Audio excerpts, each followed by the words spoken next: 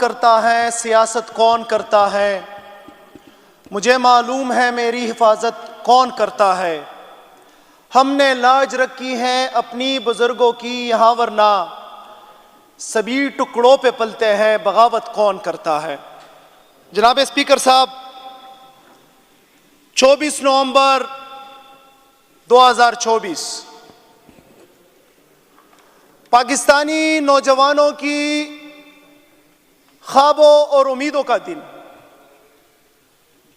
کہ جب قائد تحریک امام انقلاب عمران خان صاحب نے 24 نومبر کی کال دی تو اس ملک کے خداداد کے نوجوان یہ سوچ رہے تھے کہ ہم نکلیں گے لاکھوں کی تعداد میں اور اپنے مستقبل کو سنوارنے کے لیے اس عظیم دھرتی، عظیم ملک کے عظیم سپوت اور عظیم لیڈر عمران خان کو رہا کروائیں گے۔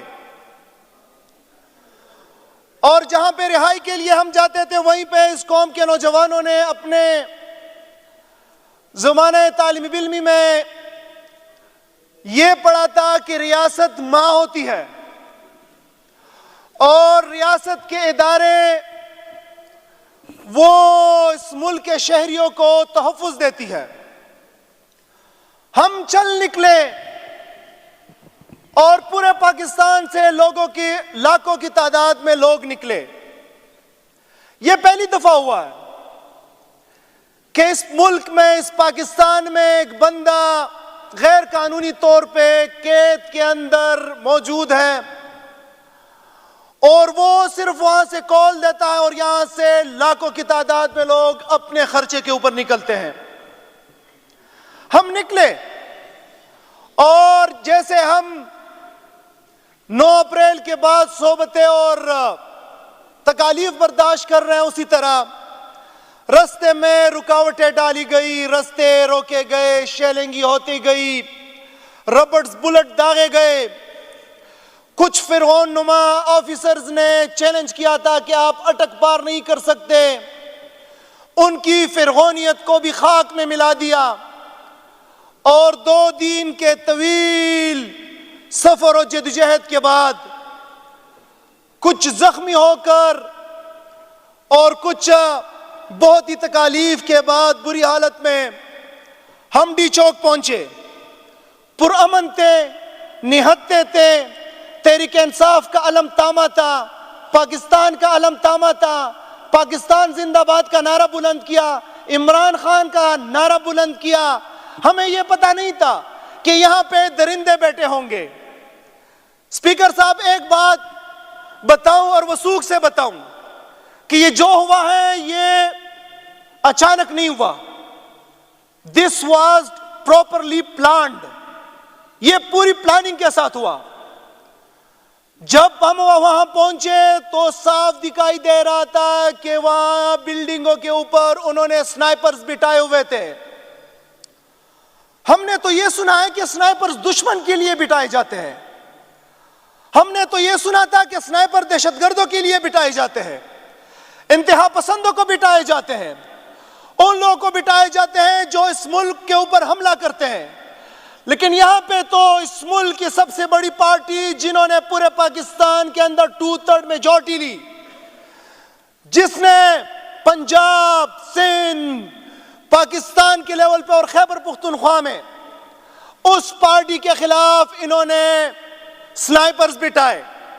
پھر جب ہمارے ورکرز پہنچے تو انہوں نے پہلے گلے لگایا اور پھر رات کے وقت جناب اسپیکر صاحب انہوں نے تمام بلڈنگز کے لائٹس بند کر کے سیدھی سیدھی گولیاں چلائی۔ اب اگر ان کا مقصد احتجاج کو منتشر کرنا ہوتا تو وہ محمد علی کے ماتھے پہ گولی نہ چلاتا۔ اگر ان کا مقصد احتجاج کو اور لوگوں کو منتشر کرنا ہوتا تو وہ ستی کے کنپٹی پہ گولی نہ چلاتا۔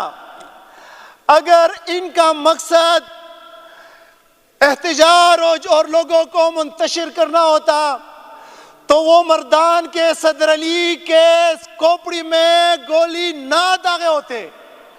مقصد انتشار منتشر کرنا نہیں تھا، بلکہ مقصد یہ تھا کہ جو لندن پلان بنا تھا کہ پاکستان تحریک انصاف کو ہم کچلیں گے، وہ ان سے کچلا نہیں جا رہا۔ جو پلان بنا تھا کہ تحریک انصاف کے چیئرمین عمران خان کو ہم توڑیں گے، وہ ٹوٹ نہیں رہا۔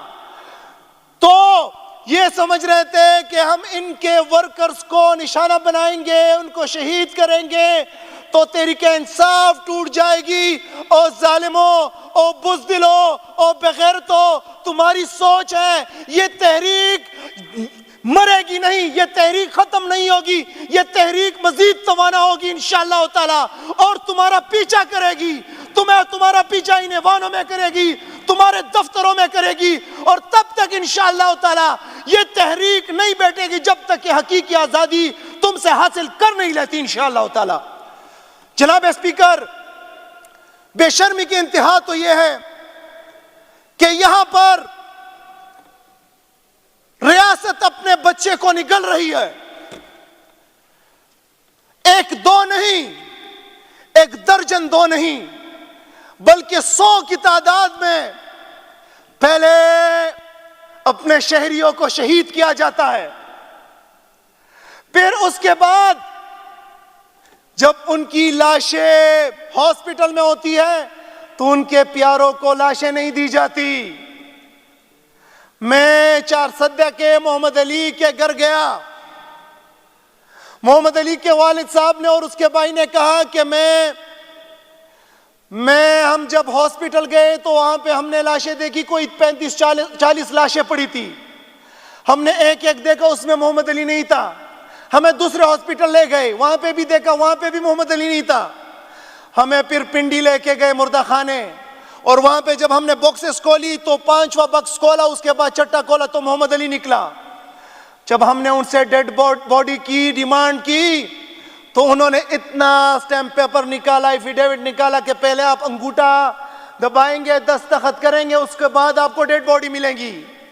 ظالموں، ہم شاید آپ کے پاس شاید اسلحہ زیادہ ہے، ہم تو نہتے ہیں، لیکن ہم اس رب تعالیٰ سے یہ دعا کرتے ہیں کہ اللہ تعالیٰ تو ان تمام مخلوقات کا خالق ہے۔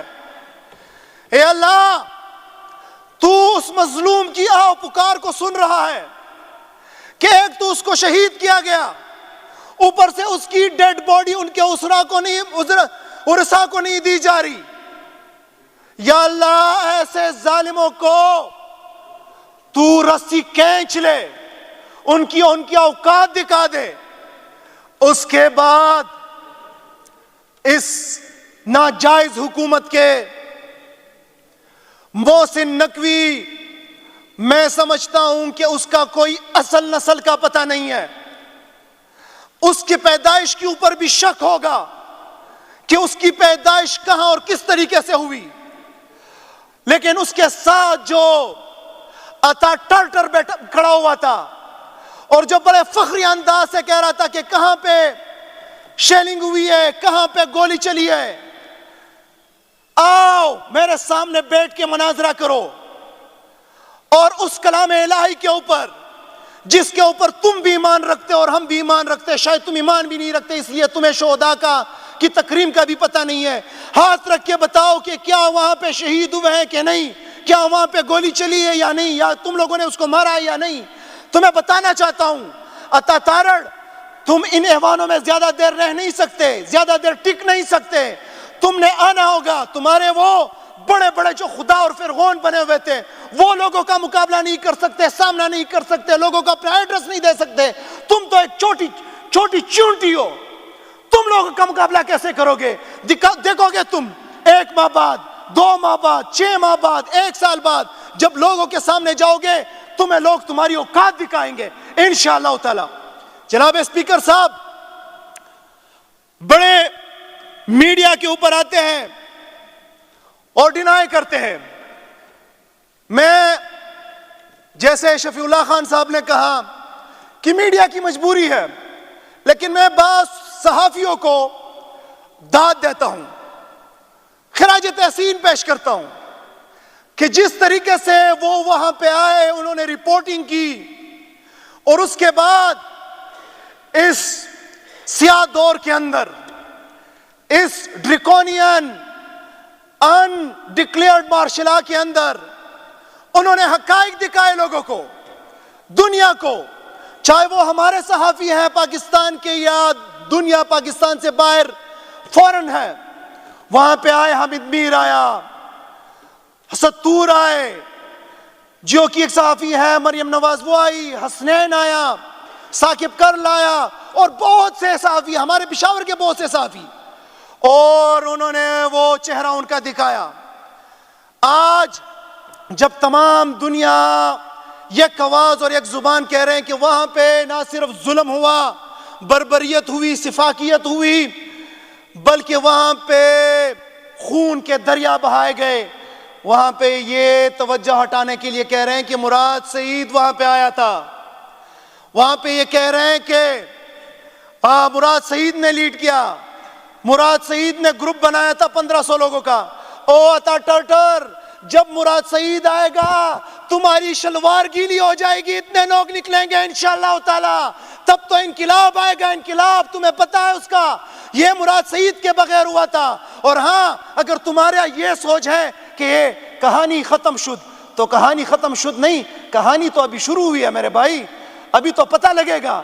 ابھی یہاں پہ تحریک انصاف کے نوجوان زندہ ہے، تحریک انصاف کی قیادت زندہ ہے، تحریک انصاف کے وہ سپاہی جو عمران خان کے کال پہ مر مٹنے کے لیے تیار ہیں، وہ زندہ ہے۔ اور اگر آپ یہ کہتے ہو کہ یہ میڈیا ٹاک سے اور مختلف ہیلو بہانوں سے، اور جو آپ کا اٹک کا ڈی پی او کہہ رہا ہے کہ دہشت گرد تھے اور ہم نے اتنے لوگوں کو پکڑا، اس سے ڈرائیں گے اور لوگوں کی توجہ ہٹائیں گے، سوال ہی پیدا نہیں ہوتا۔